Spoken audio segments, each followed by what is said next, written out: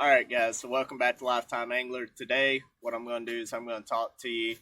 As you can tell, we got a couple different rods and reels out here.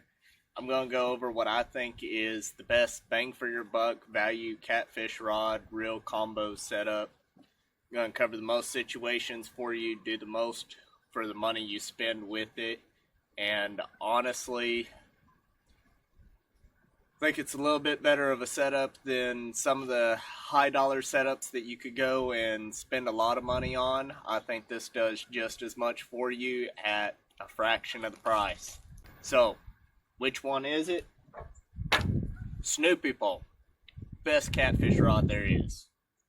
No, I'm kidding. That's stupid. Now, this is all you got. Go catch fish with it. Actually, my daughter would disagree. That's the best catfish rod there is. That's hers. Last fish she caught was a catfish.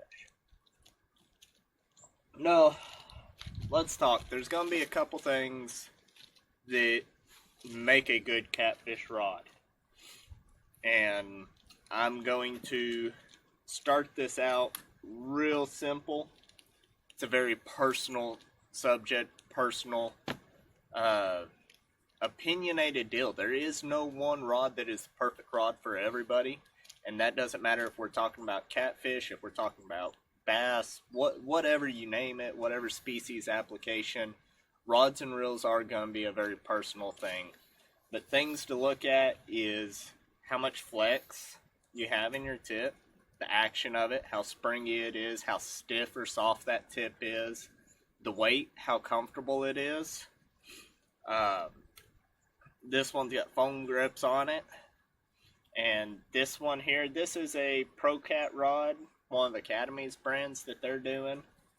In all honesty, my personal opinion, this is a garbage rod. I don't like catfishing with this rod. I don't like fishing with this rod, point blank. There's a reason there's no reel on it. I got it. I wanted to try it out. It was a budget kind of deal. I think these go for somewhere in the neighborhood of $60 or so. One, I don't like the foam grips. I much prefer cork. Two, this is a massive, I mean, I get it if you're out catching trophy fish and all of that, but this is a massive end on here. I don't like that. I don't like how thick and wide round the rod is. It does not feel very balanced in my hand when I'm trying to cast it. For me personally, a catfish rod, I want a good limber tip. This is a very stiff tip. It's a faster action than what I want. I get this rod doubled over and I feel like it's going to snap on me.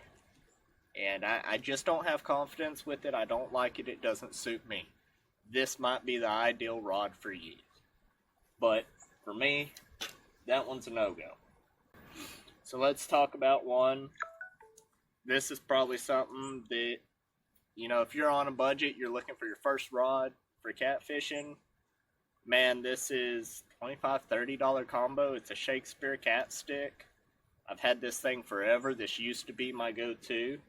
Again, I really don't like the foam grips, but for $25 for a rod and reel, I was more than happy to take that sacrifice. It's a little thicker than what I like, but again, I was okay with that.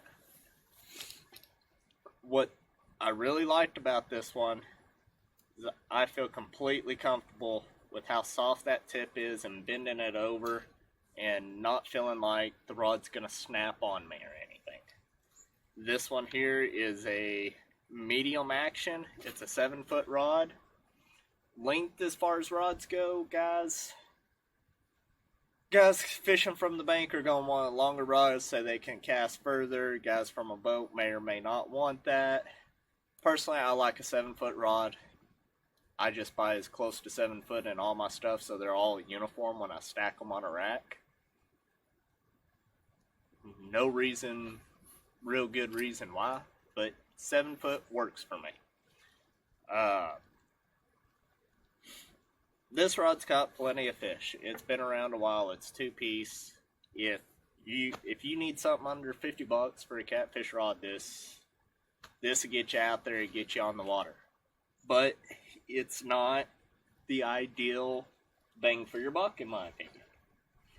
Uh, Before we move on to this last one, let's go ahead, let's talk about some of the high-end rods. If you notice, I ain't got one here. Guys, I can't bring myself to pay $100+ for a Catfish rod and then have to go put a reel on it. I can't do it.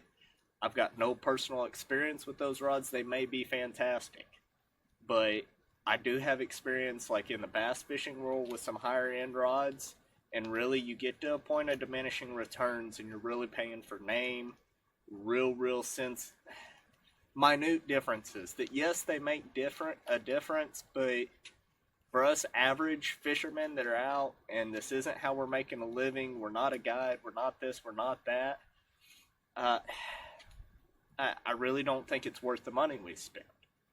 Uh, it's not anything against any of those, man. If money wasn't an object, you guarantee I'd be running some of them. I'd really like to try out the Whisker Seeker line of stuff or the Hellcat rods. I just don't want to shell out the money for them. So, in my opinion, this right here is my go-to and my favorite rod and reel combo for catfish. I ask this combination to do a lot more than just catfish, and that's one of the reasons I like it. I'll use it for sand bass, hybrid, any of my live bait applications. I'll go jigging with spoons with it, all sorts of stuff.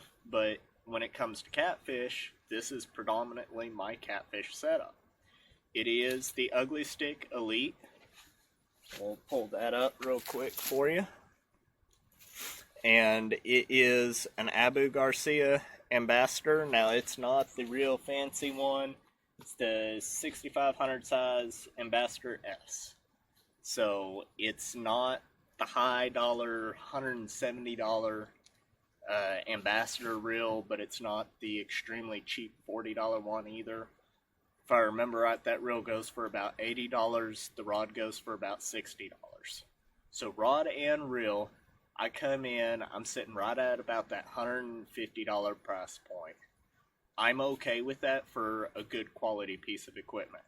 If your budget doesn't allow, again, something like this is just fine. Let's go ahead, let's talk why this one is my preferred choice. Once again, the end on this thing is nice, soft, limber. This is a medium power rod. No, medium heavy, my bad.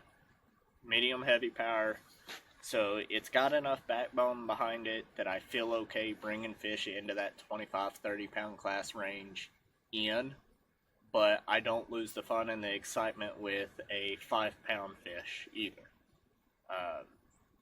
I really enjoy the fight. If it was just drop a line in, pull them out, loses some of the excitement for me. I enjoy fighting the fish, so I do like that lighter end of the rod, not going heavy or extra heavy, anything like that. The softer tip, again, I like that with catfishing. I can sit there and really watch that takedown, get a gauge for how that fish is hitting that rod. This one, as you can see, cork grips. If you don't like the cork grips and you like the foam grips, they do have the Ugly Stick, I want to say it's the G2s that have the foam EVA grips. My wife hates the cork grips. I love them.